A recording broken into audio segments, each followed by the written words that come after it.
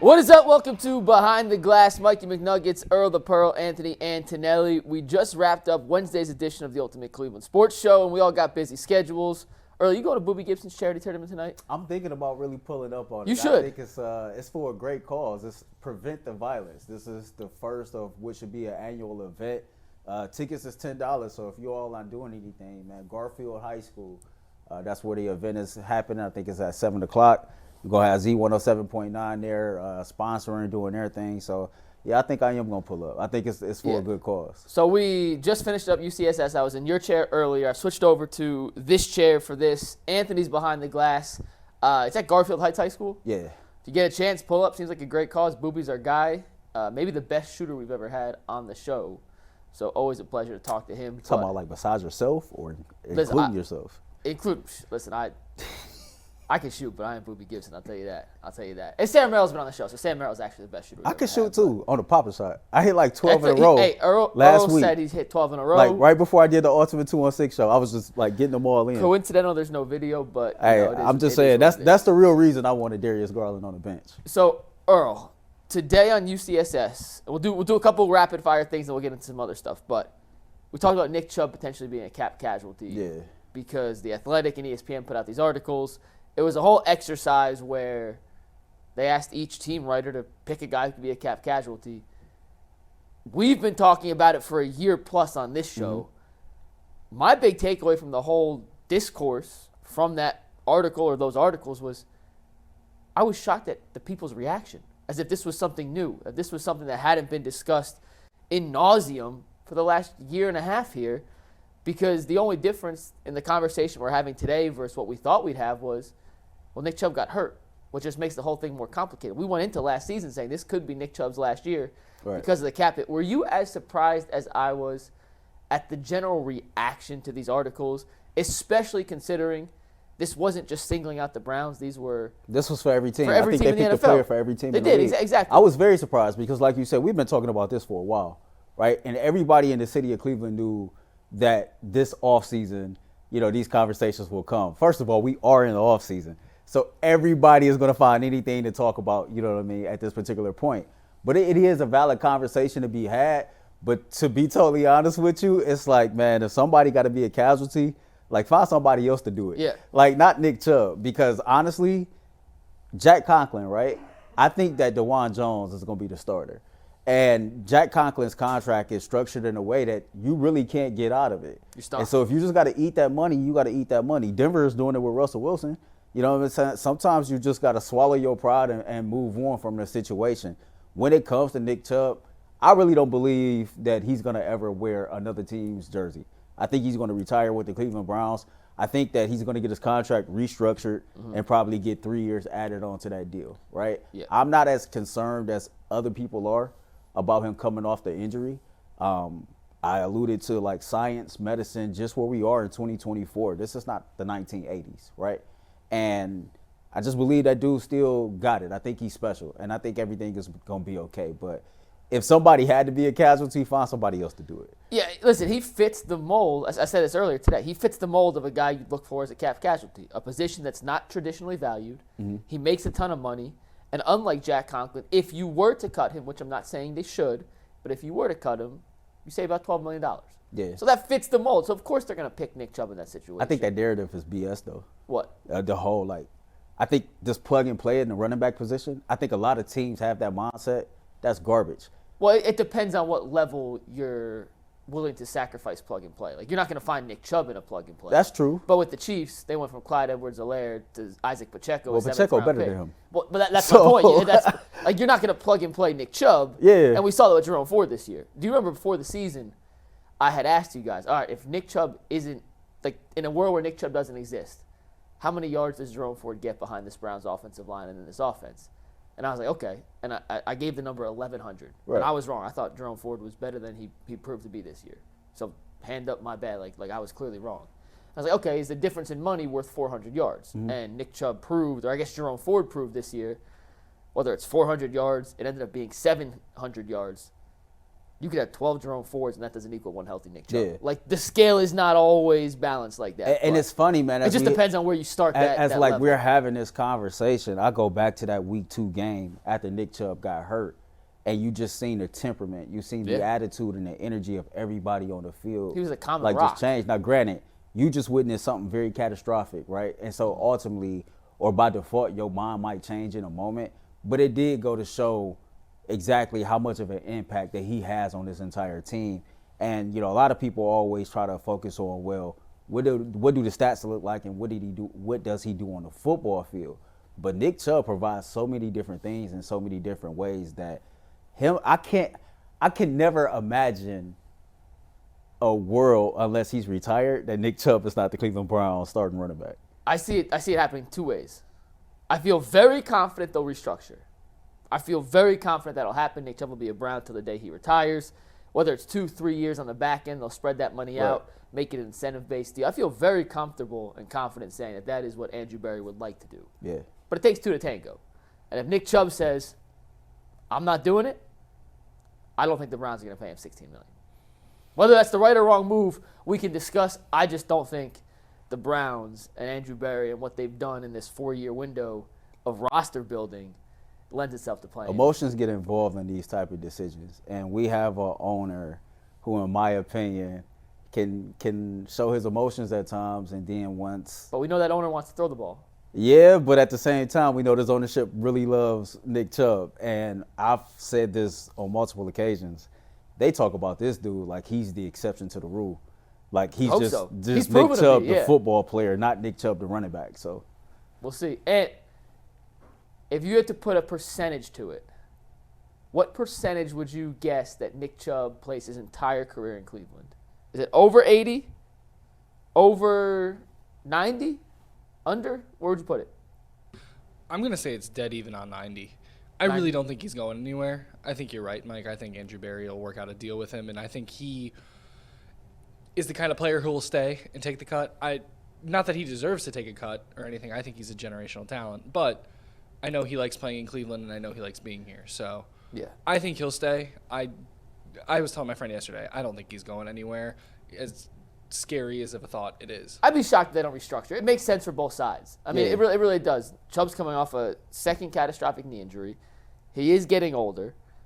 Running backs don't usually get that security. Mm-hmm. So if you do restructure, at least gives him a little more job security. It may not be the upfront money, but Nick Chubb's made a decent amount of money in his career. Like, it's not like he's strapped for cash, and he seems like the kind of guy, and I could be totally wrong on this, but it doesn't seem like he's the kind of guy that's out blowing, $20 million in a weekend in Vegas for fun. He seems like the kind of guy who's been smart with his finances. Yeah, and I think the Browns will do their due diligence and go get an upgrade at running back too, and have more of a 2-back tandem. I think you need to get somebody that can play behind Nick Chubb, that's a starter everywhere else, right? Like, I really like the Detroit Lions 2-back tandem. You know what I mean? I think it's one of the best. Like, they complement each other very well. You got to go get another dude that can complement Nick Chubb well, and then that way let Deuce Staley kind of work with Jerome Ford for this year. I seen some things that was cool from him, but it was the consistency. It was very inconsistent, and for all the hype that was surrounding this dude, there were people in the city of Cleveland. We talk about people being pissed off at the reports. There was people that was willing to move on from Nick Chubb because we had Jerome Ford. Yeah. So that's kind of crazy in itself. It is. All right, let's talk a little Cavs here, guys. Tomorrow, Yes. Finally, we have some live basketball. This stretch with no live sports, unless you're a hockey fan, which if you are, cool. I like playoff hockey. I just can't get into it in the regular season. There's nothing on TV. It's boring. Boring. We've had a FanDuel ticket in like 5 days, and it's like, what, do people hate us now? I'm like, no, there's just no games to bet on. Like, what's people betting on? So the Cavs tip off against Orlando, and they got a pretty tough stretch coming up. They got games against Dallas, Boston, New York in the next 2.5 weeks. When you look at the configuration of the Cavs team, the schedule coming up, how they have 10, 11, 12 guys, depending on who you consider in the rotation, do you think the Cavs are set up, or I'll start with you, and I'll come to you next. Do you think the Cavs are set up to continue this 18-2 level of play right out of the gate? Or do you think we're going to see kind of a return to the medium and then see them pick it up again as these guys start gelling together. Man, they better be set up to kind of pick up where they left off. I don't think the Cavaliers is in a situation to where you can afford to really like rev the engine up, wait for it to get warm.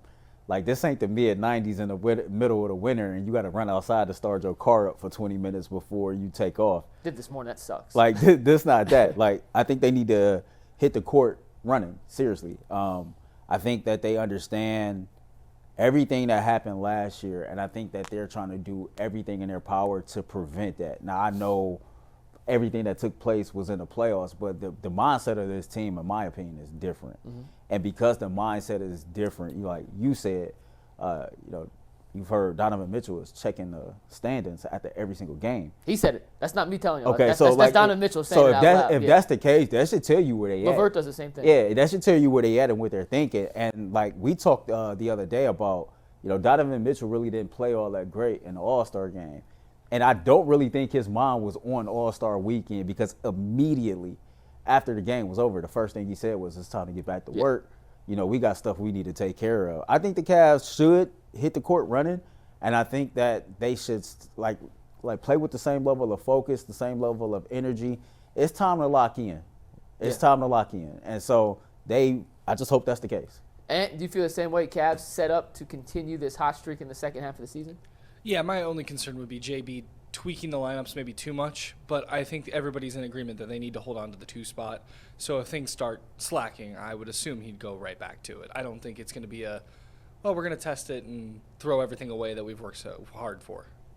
Yeah, they're 18-2 in their last 20 games. I think it's unrealistic to expect 24-5 or 25-4. Like, they're going to lose a few games. It's going to happen, and there's no need to freak out when they do. But I do think, knowing what's at stake with getting the 2 seed, and before I say anything else, let me preface this with this. The Cavs can beat anybody. They can. Absolutely 100% can beat Boston, New York, Milwaukee, Philadelphia, Miami, anyone else. But you also want to set yourself up in the best position. So when I say getting the 2 seed is crucial, it's not because I'm scared of playing someone else. It's just you want to avoid Boston as far as you can. You want to set yourself up with the best first-round matchup possible. I do think the 2 seed matters. A, for home court advantage. Mm-hmm. B, to avoid Boston until the conference finals, theoretically speaking. And C, when you have role guys in the postseason, and history, I don't have the numbers in front of me, but history will show you that this trend is not just accurate, but it's almost something you can guarantee.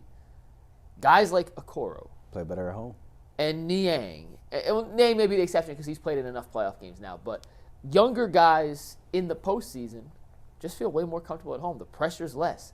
And in a Game 7 situation, in a 2-3 matchup, let's say, against Milwaukee, wouldn't you rather play that at Rocket Mortgage Fieldhouse than at the Pfizer Forum or whatever it is in Milwaukee? Yeah. Or MSG. Can you imagine being in a Game 7 on the road at MSG as opposed to having it right downtown in Cleveland? So I do think seeding matters for a team like Cleveland more than it does like Milwaukee, because they've yet to prove anything in the postseason.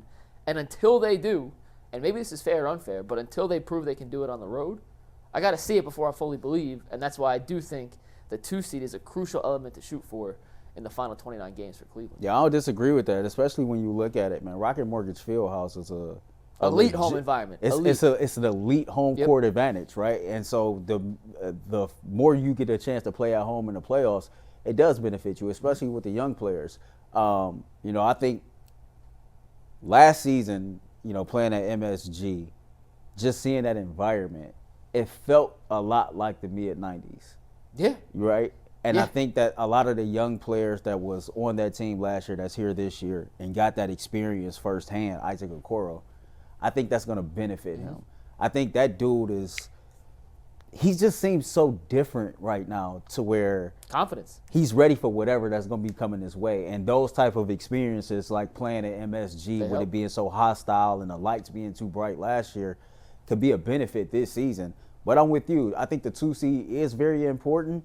I said the other day, for me, the 2 seed is there. If you can run down Boston to get the 1 seed, I don't think that this should be out of the equation. But no, you got a gun for it. Just but nothing less than the 3 seed. Yeah. For me, I think that if you end up 4 seed or anything like that, this second half of the season was a disappointment, and I think it's going to raise level of concerns for our fan base as we head to the playoffs. So let me pull up the standings real quick, but I believe there's 3 games ahead of Boston. I mean, ahead of Milwaukee in the 3 seed. They are currently 2.5 games ahead of Milwaukee.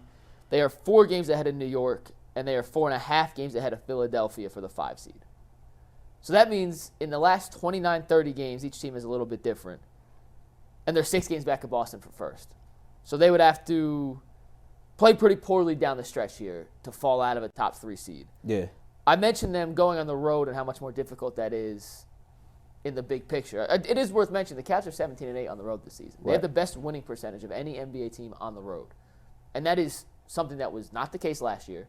It's something that is very difficult, and winning on the road is something that you look across the league, and I'm talking from the Denvers down to the Wizards.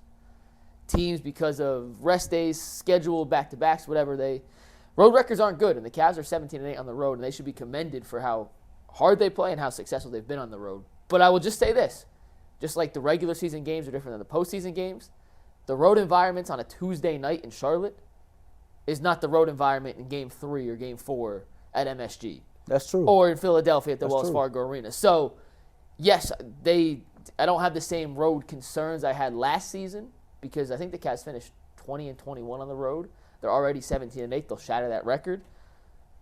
Still the playoffs. And until they prove it, and yeah, you could say you're being scared or whatever, like sometimes you just got to see it first before you fully change that mantra. I think the 2 seed is really important to them. Yeah. Like crucially important. And it's also a good thing to have something to shoot for.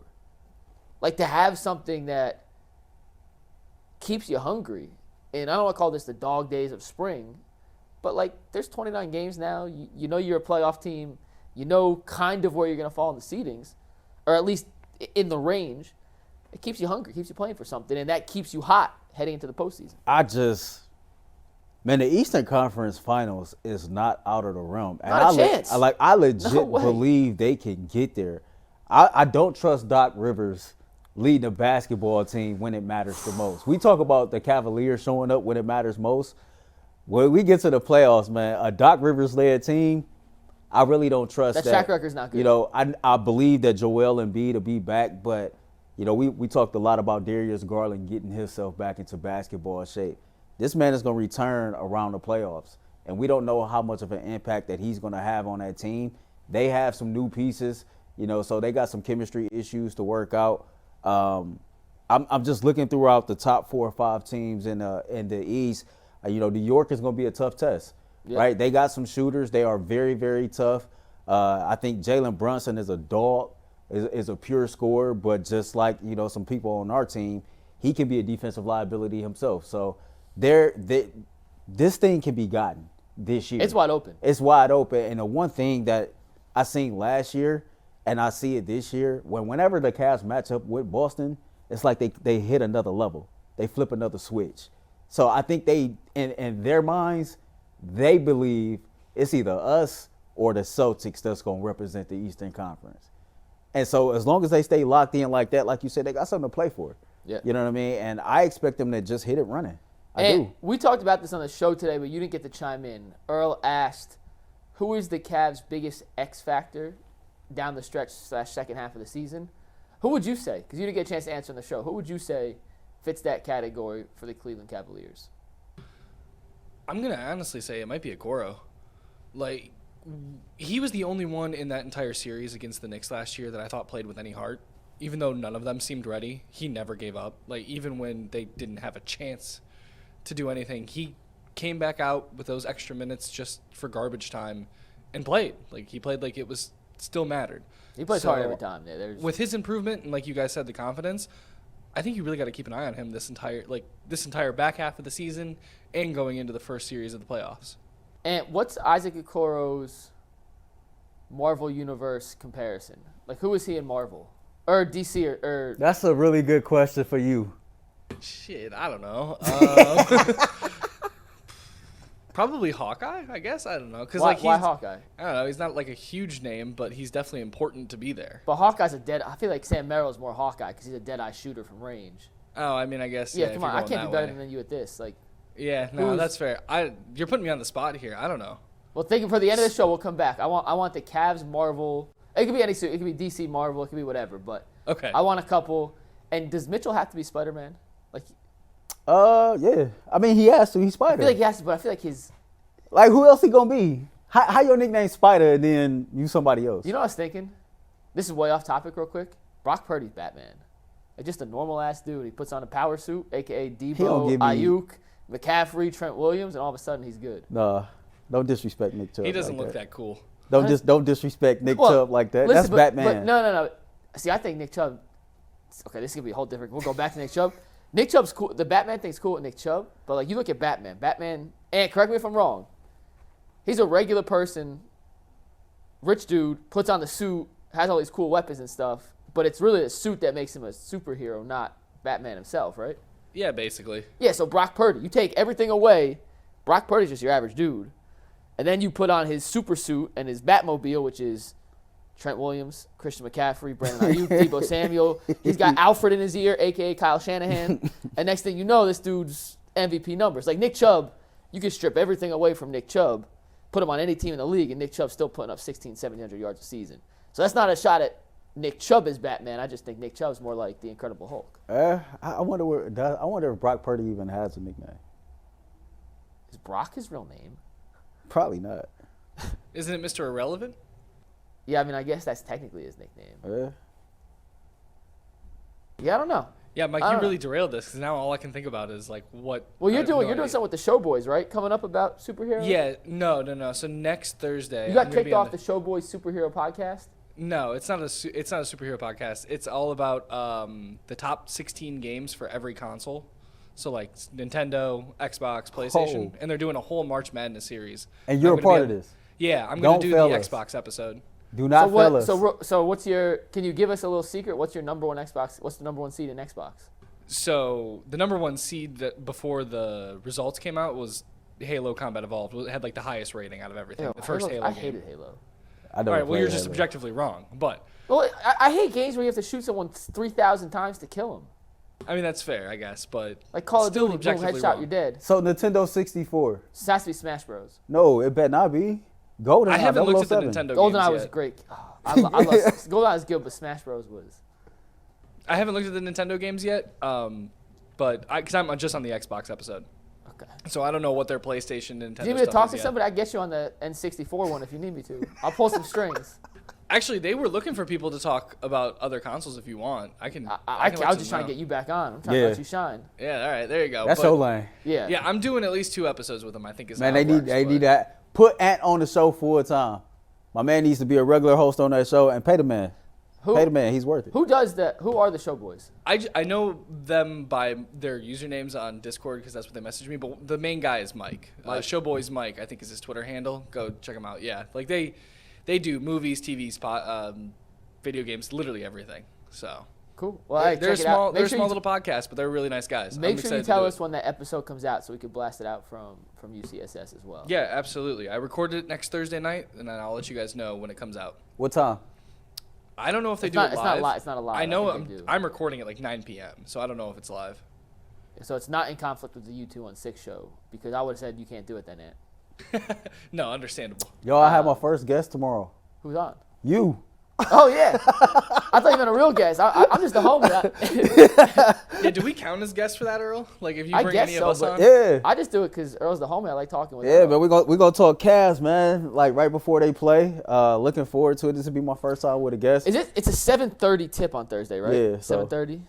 We had time. They got real quick. We'll go back to the Cavs. Yo, they got a hell of a schedule coming up, and a couple good games at home too. So their upcoming schedule, on Thursday, they play Orlando. Mm-hmm. Friday, Philadelphia on ESPN, and that game is in Philly.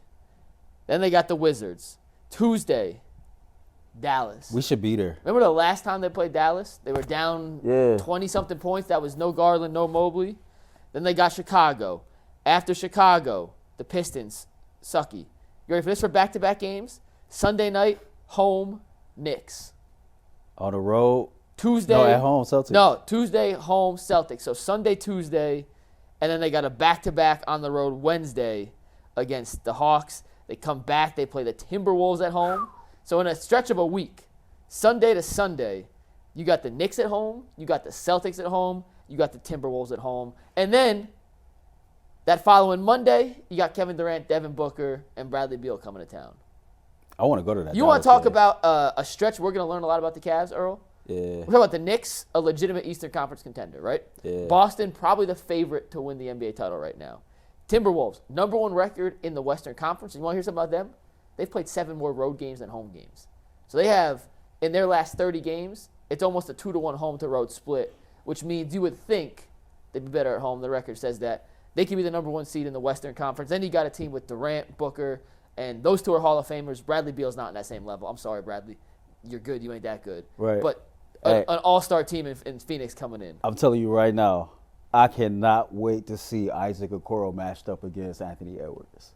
I cannot wait to see it. Because Anthony Edwards is a flat-out dog. He's him. He's like, he a dog. Can we talk real quick? Last thing we'll wrap up. And I don't know if we can do this in 2 minutes. What's up? I'm going to say something. So Mobley, we've talked a lot about Evan Mobley on the show. The good, the bad, the ugly, the incredibly impressive, the unicorn versus not unicorn. If you look at his pure numbers, just the box score numbers, it looks like he hasn't taken a step forward this year. Mm-hmm. You watch the games, he's doing things that he had not done previously, and part of the reason his numbers are relatively stagnant to what they had been in the last 2 years is just opportunities. Right. If he was on Charlotte, he could be scoring 23, 24 points a game with more shots. However, you look at some of the other proverbial unicorns across the league, and everyone develops at their own timeline. Mm-hmm. There's not because player X did it, player Y has to. But you look at guys like Chet Holmgren and Paolo Banchero and Victor Wembanyama, and this is not a knock on Wemby. I'm not on Mobley. I'm putting him in this category to kind of highlight these guys. Some dudes don't need that time frame to develop. Some dudes are just walking the league and have it. And doesn't mean Mobley can't get there. He's in a different situation. Like I said, if he was in a different team, he'd probably look way different. But, like, you watch some of the things Wemby does and Chet Holmgren does, and I know Chet had the one rookie season where he didn't play and back. They look like damn near almost finished. Or they're not finished to where they could be, but if you told me this is a finished product, that's like an all-star level caliber player at 20 years old. And it's just crazy how talented some of these young guys are who come into the league and immediately at 18, 19, 20 years old are putting up 20 and 10 like nothing. Yeah. It's crazy. And Mobley will get there. Like, I'm still very confident Mobley will get there. I'm just pointing out some of these other guys step in and boom, are him from the get-go. Yeah, I just can't wait till Evan Mobley gets there because I still believe he can. You know, I deemed this the unicorn year before the season started, and that's a little bit unfair, as you alluded to. Everybody develop at their own pace. Even if the numbers don't show it, if you just watch the games, you can see all the improvements from Evan Mobley. You can see him taking the steps forward. You can see, like, him making the right basketball play at the right time that might ultimately open up the right shot. You know what I mean? So yeah, the box score numbers don't actually show. So it's like just the fact that he's playing much better. I think everything else will come. I keep with, like, that whole when LeBron James said in that clip a couple weeks ago, like, just focus on the work, you know, and then Imani Bates. The results will show for itself. Yeah, and then Imani Bates saying just keeping the main thing. And if Evan Mobley just keep the main thing and focus on the work and not worry about like Chet's development or Victor Wembanyama's development and just keep doing your own thing, it'll come because he's just as talented, right? So, like, everything will be cool. Once again, that's not a knock on Mobley. I'm just saying, like, you watch it All-Star Weekend, some of these guys are just like, that dude's 19, that dude's 20. Like, how's he that good already? Yeah. And granted, situation plays such a big role in this. If Evan was on Washington or Charlotte, or if he was in Wemby's shoes in San Antonio, he'd be averaging 25 and 12, and we'd be talking about the same right. So it's all situational based, but it is crazy just to see how damn good some of these guys are given the opportunity to showcase what they can do on a nightly basis.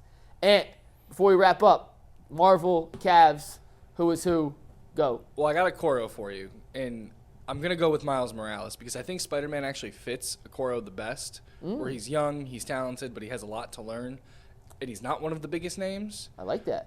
But because of Mitchell, you can't give him Spider-Man, so I'm going to give him Miles Morales, who is Spider-Man's little sidekick, basically. Was that at the this point Spider-Verse guy? Yeah. Into the Spider-Verse? Yeah, and I mean, he's not even like a sidekick, but you know what I mean. Like, he's the equivalent with more to learn. Who's Garland? Garland would probably be, I'll give him War Machine, because he's, you know, he's a partner to the main guy. Jared Allen? Oh, probably... I know I'm putting you on the spot here. Yeah, if he was, I would give you somewhere between the Hulk, because he's getting tough, and maybe Captain America. And last but not least, Evan Mobley. Whatever shield agent you want to pick, because he hasn't proved it yet. He's not on the team yet. Whoa. Yeah, sorry, Mobley. Whoa. Hey. All right. Well, Earl, enjoy the Boobie Gibson charity event tonight. Yes. Shoot a short from there. See if For we, sure. See if we get Boobie back on the show. For sure. Yeah, we're going to do our thing. We're going to have some fun. Make sure y'all pull up, man. It's a great event for the city of Cleveland. Something that's absolutely worth it. Show up like you would on a Saturday at the club. All right. We'll see y'all later tomorrow on the Ultimate Cleveland Sports Show. Also, tomorrow, 216 with Earl the Pearl, 5 o'clock, and I guess I'm hopping on with them. So if you enjoy this, we'll see y'all tomorrow on the Ultimate 216 Show. For now, McNuggets, Earl the Pearl, Anthony Antonelli behind the glass. See y'all tomorrow. Peace.